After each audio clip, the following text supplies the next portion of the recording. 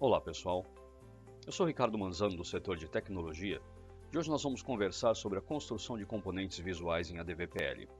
Apenas a título de informação, aqueles que programam em ADVPL involuntariamente também programam em C++, seja na versão desktop, utilizando Qt como motor gráfico, ou seja no web app, onde temos toda uma troca de mensagens em C++ e uma renderização de componentes feita em HTML5.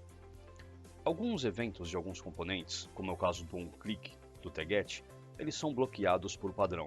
Porque nós temos que lembrar que apesar de ser uma linguagem de programação, nós temos que sempre valorizar a performance na comunicação entre o servidor de aplicação e o Smart Client. Qualquer evento que possa causar uma sobrecarga nessa comunicação deve ser evitado. O componente que será feita a demonstração é essa barra de calendário, que permite a seleção de datas e o disparo de blocos de código na seleção de cada uma delas. Eu trouxe esse modelo para vocês porque ele teve uma história interessante.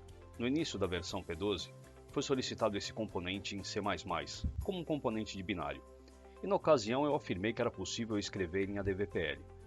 E não só afirmei, como provei que era possível, e é exatamente o modelo e o exemplo que eu estou trazendo aqui para vocês. Ele é uma versão bem reduzida daquele que foi disponibilizado pelo framework, mas ele tem o suficiente para que vocês possam entender como funciona essa troca de mensagens entre a camada de interface e entre o nosso servidor de aplicação.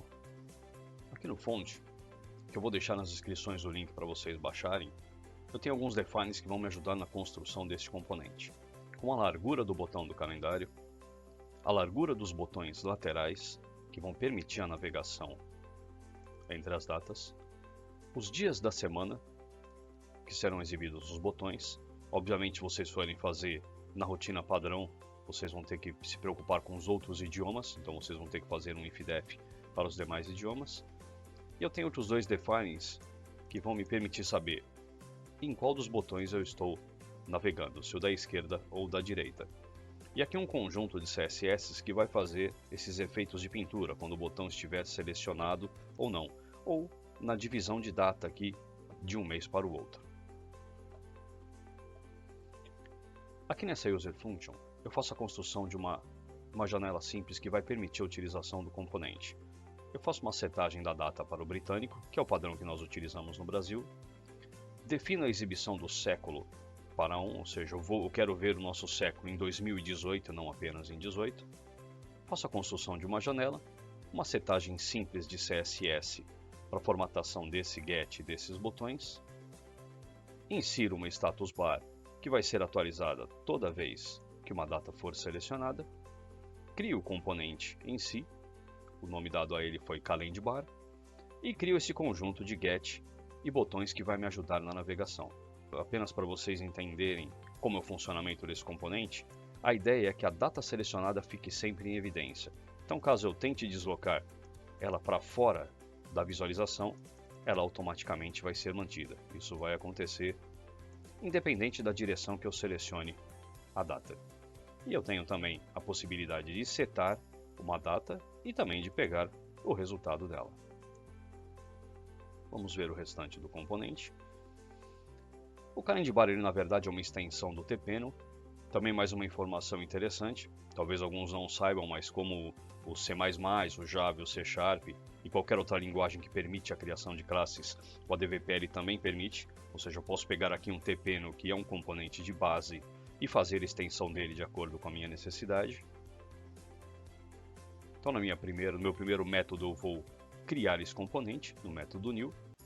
Vou criar um vetor onde eu vou colocar esse conjunto de botões que eu estou criando. Vou definir o bloco de código que vai ser disparado toda vez que eu selecionar um desses botões. Nesse caso, o que eu quis fazer foi justamente atualizar a MSGbar. Vou definir uma data já no construtor desse objeto, no caso vai ser sempre a data do próprio dia. Então, primeiro eu crio esse botão de navegação à esquerda, depois o container, que vai ser um segundo tPanel que vai conter os botões, e crio o botão da direita que vai me permitir a navegação. No Activate desse componente é onde efetivamente eu vou fazer a disposição dos botões dentro do container. Ou seja, primeiro eu desabilito a pintura, esse evento é bastante interessante, principalmente quando você está lidando com construção visual em ADVPL. Eu posso desabilitar a pintura. Então imagine que eu vou construir uma grid, vou colocar várias linhas nela e depois eu vou fazer a exibição dela. Mas eu não quero que a visualização dessas inclusões seja vista pelo cliente ou pelo usuário. Então, ao definir o Set Updates Enable para False, eu inibo qualquer evento de pintura, faço o meu processamento e ao final dele eu simplesmente ligo. Ou seja, o usuário não vai ver o entremeio do que está sendo feito, mas vai ver o resultado final. Desabilitei a pintura. Vou deletar os botões anteriores, isso só é feito no Activate. Durante a navegação eu vou mostrar para vocês como é feita essa criação e a destruição dos botões laterais, mas a destruição de todos os botões, a sua recriação, só é feita no método Activate. Isso é feito para economizar memória e também para economizar mensagens entre o servidor de aplicação e o Smart Client. Então, destruir os botões, vou zerar o vetor de botões. A primeira informação que eu preciso para poder construir os botões dentro do container é saber o tamanho desse container. Para isso, eu retiro o alinhamento dele, porque ele poderia estar alinhado tanto ao topo, como é o exemplo, quanto ao rodapé. Dou um Rear Client Course. Esse método vai fazer o que? Ele vai pegar todas as informações de interface e vai enviar ao servidor. Eu realinho esse componente e a partir desse momento consigo pegar a largura total dele. Aqui eu vou pegar a data, que vai ser a data do primeiro botão dentro deste meu container. Porque uma das solicitações desse componente, e isso é interessante quando você faz componentes visuais, você tem que entender certas usabilidades que vão ajudar o cliente. A seleção da data vai sempre posicionar a data selecionada aqui ao meio. Ou seja, eu sei que o dia 2 vai ficar centralizado. Vamos selecionar uma outra data para vocês verem. O dia 24 ficou aqui ao meio. E eu sei que para que ele fique ao meio, o primeiro botão tem que ser o dia 15. É exatamente o que eu vou fazer nesse cálculo aqui. A partir desse momento, eu vou fazer um while e vou construir os botões enquanto eles couberem neste container.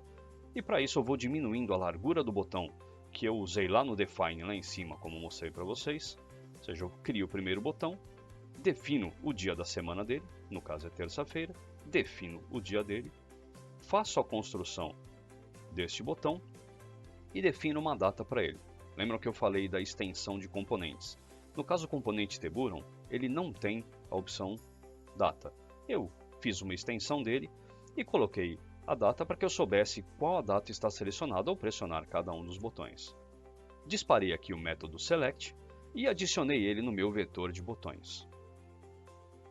E aqui, enquanto eu estou construindo, eu sei que a data selecionada, no caso aqui a terça-feira 22, e quando ela for selecionada, eu vou disparar o evento select como se ele realmente estivesse pressionado, fazendo essa troca de CSS, que na verdade é apenas uma maneira de mostrar qual é a data que está selecionada.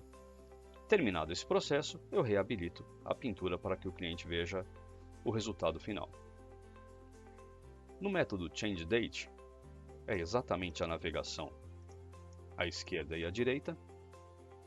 O que eu vou fazer? Lembram-se do vetor de botões que eu construí?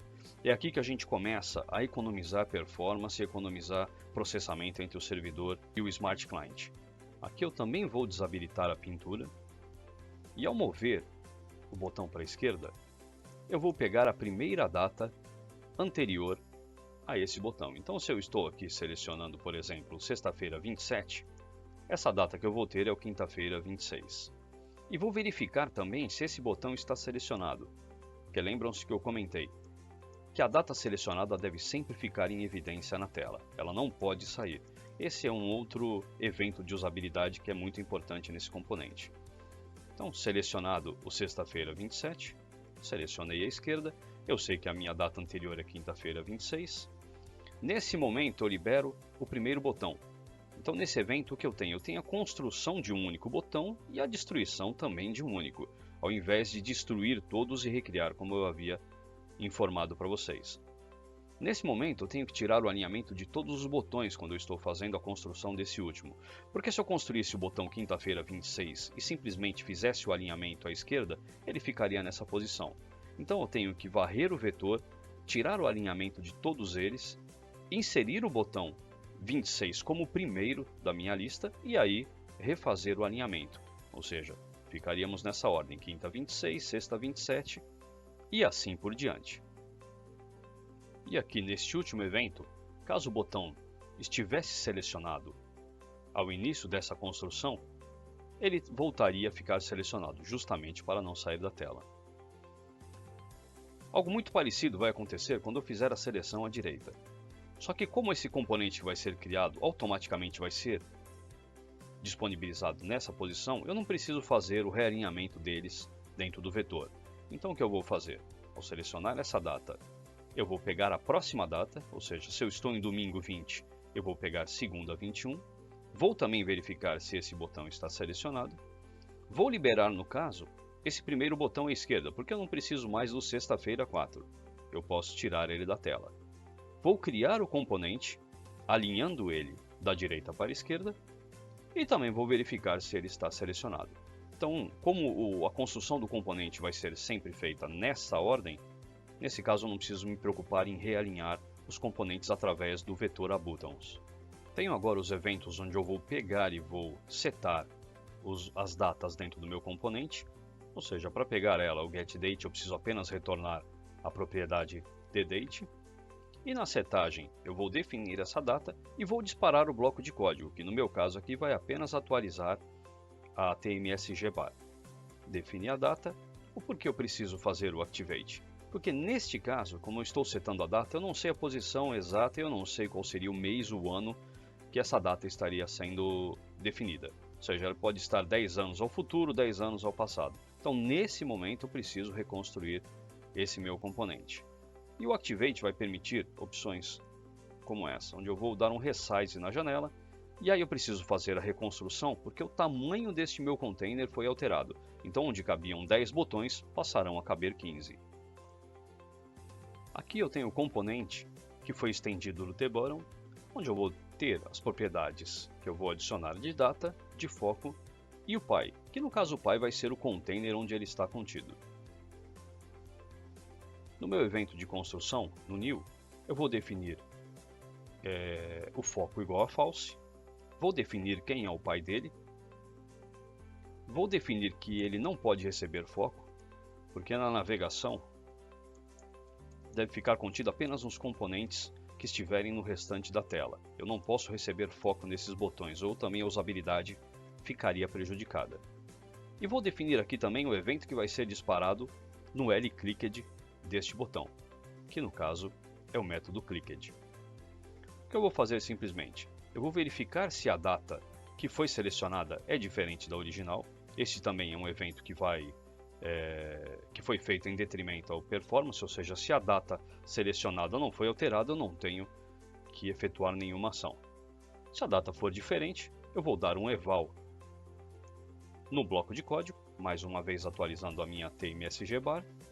Vou definir quem que é o botão que foi selecionado para o meu componente pi, porque essa informação também é importante para o componente pi. Vou atualizar, no caso eu tenho aqui o terça-feira 10 selecionado. Quando eu clicar no sexta-feira 6, esse botão vai ser enviado também para o meu pi, ou seja, o meu pi está sempre atualizado em relação à data selecionada. E vou disparar o evento select igual a true. Por quê?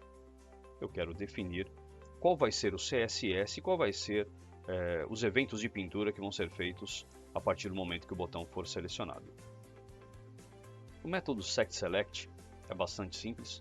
Ele vai apenas definir dentro das regras quais vão ser os efeitos de pintura, no caso se o botão está selecionado, se ele é o primeiro dia do ano, onde eu tenho um separador, se ele por acaso é um final de semana, onde ele vai ficar em um cinza um pouco mais claro para dar o destaque do final de semana. E a regra aqui é bastante simples. Se ele foi selecionado, eu defino a função de foco para true e defino a pintura para o CSS down, que está definido lá em cima. Caso contrário, ele não vai estar focado, e se não for um final de semana, no caso esses dois aqui, ele vai pintar com o CSS padrão. Então este é o CSS padrão e este é o CSS para o final de semana. Terminado isso, eu preciso apenas definir o separador de mês. Então vou fazer todos esses eventos de pintura que eu defini, e caso seja um separador de mês, ou seja, aqui o domingo 1, ele vai pintar essa barrinha de separação um pouco mais escura para que o usuário tenha essa visualização de maneira melhor. E aqui na Static Function isWeekend, eu apenas vou devolver se esse é um sábado ou domingo ou então um dia de semana comum. Perfeito, vamos dar mais uma navegada nesse componente para vocês verem a usabilidade dele. Lembrando que a data selecionada sempre deve ficar em evidência. E ao trocar a data aqui, ela automaticamente vai ser enviada para o bloco de código. Vamos definir uma nova data.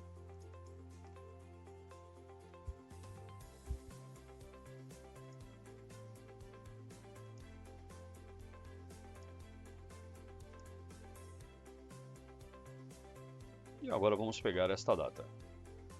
1/1 do ano de 3000. O evento de resize, que como eu comentei, vai fazer a reconstrução de todo este componente. Bem pessoal, o motivo que eu trouxe essa demonstração para vocês é primeiro para que vocês vejam que o ADVPL é uma linguagem que permite a você certa liberdade para a construção, mas que para vocês também tivessem a noção da diferença do desenvolvimento de uma rotina em C#, uma rotina em Java e uma rotina em um ambiente client-server. Como eu comentei no decorrer do vídeo, imagine se toda vez que eu fizesse essa navegação eu tivesse que destruir todo esse conjunto de botões e fazer a sua recriação. Isso vai demandar um tempo de processamento completamente desnecessário. Então quando vocês forem construir um objeto, além da usabilidade, vocês têm que entender que vocês estão em um ambiente controlado. Então as melhores práticas para esse desenvolvimento devem ser levantadas. Às vezes vale a pena perder 20, 30 minutos a mais desenhando mentalmente esse componente para garantir que lá na frente você vai ter uma performance melhor. Bem, como eu disse, eu vou deixar para vocês aqui o link para vocês baixarem esse exemplo. Ele não está atrelado a nenhuma versão, vocês podem compilá-lo na 13.12.27 e brincar com ele sem problema. E se vocês tiverem alguma dúvida ou alguma sugestão para novos vídeos, por favor, mandem para mim. Eu agradeço pela atenção de vocês e a gente se vê na próxima.